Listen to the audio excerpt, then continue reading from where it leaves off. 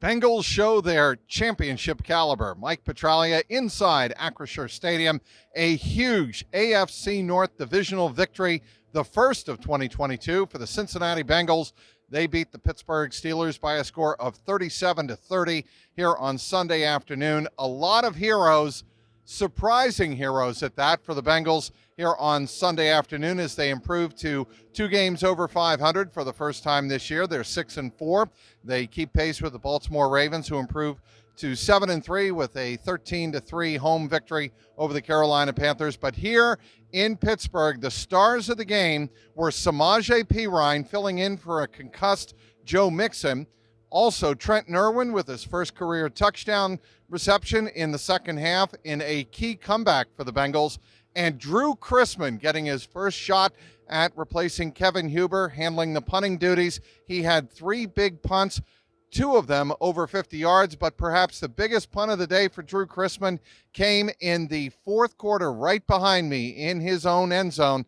The 40-yarder put the Steelers at midfield, or actually the Cincinnati 47-yard line, with the pressure on. Chrisman handled those responsibilities flawlessly here in very difficult conditions, obviously with the temperature dropping into the low 20s and the wind chill around 18, 19 degrees all game long. It was not ideal for kicking. But the game itself for the Bengals, they were behind 20-17 at halftime because Joe Burrow threw an interception just before halftime. Pittsburgh drove 30 yards and got in position for a go-ahead field goal at the halftime gun, 20-17. The Bengals had gone ahead by leads of 3-0, 10-3, and 17-10, but couldn't hold the lead either time. The Steelers were 5 of 7 on third down in the first half, not in the second half. The Bengals defense forced 3 and outs the first 3 times the Steelers had the ball, and the Bengals in this game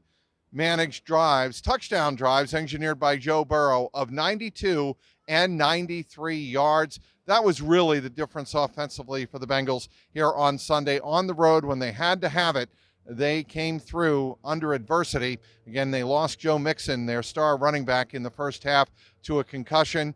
And Joe Burrow after the game said, quite frankly, this is one of my favorite victories that I've had since I've been in Cincinnati. He said that because the Bengals were without a couple of star players, already without Jamar Chase. They lose Joe Mixon in this game, and the Bengals turn to their backup. Samaje Perine here on Sunday afternoon became the first Bengals running back in history to catch 3 touchdown passes, and he was big twice on those 2 big scoring drives of 92 and 93 yards. The one in the fourth quarter essentially put this game on ice. His 3rd touchdown of the day put the Bengals up 34-23. They would later add a field goal. But also after the game, a lot of the Bengals were talking about it's just a great chance to get an opportunity to contribute to a team, as Tyler Boyd put it, showed its championship caliber in the second half with the terrible towels going mad here in Pittsburgh, and the Steeler fans looking for a reason to celebrate ruining the Bengals season for the second time this season. That was not to be the case. Tyler Boyd came up with some big catches on a drive in the fourth quarter as the Bengals really did show their mettle here on Sunday afternoon.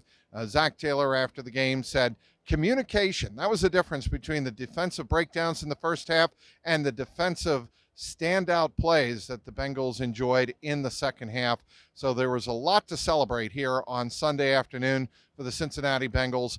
Probably more than anything else, it was the next man up mentality. It is a football cliche as old as time, but that's what the Bengals really had to rely on here on Sunday. Trenton Irwin comes up with his first touchdown catch. Samaje Perine sets Bengals history, and Drew Chrisman comes through in the clutch. Hey, and let's not forget Evan McPherson in less than ideal conditions here in the north end zone right behind me. He converts a 54-yard field goal. That was a big field goal when the Steelers had cut it to 24-23. In the pregame, Evan McPherson was having some difficulty missing wide left a couple of times, but obviously made the adjustment during the game when it mattered. Again, the Bengals come out victorious by a score of 37-30 here on Sunday afternoon. They are 6-4. Next up, It is the Tennessee Titans, Derrick Henry, Ryan Tannehill and company coming off that big win on Thursday night in Green Bay. Bengals and Titans next Sunday in Nashville. I'll have you covered on the YouTube channel. Be sure to click on the link below. Want to hear all your comments, good, bad, and indifferent, on the Jungle Roar podcast page for your best Bengals coverage. Follow me on Twitter, as always, at Trags, Trags, and on clnsmedia.com. Inside Acrisure Stadium, Mike Petraglia, CLNS Media.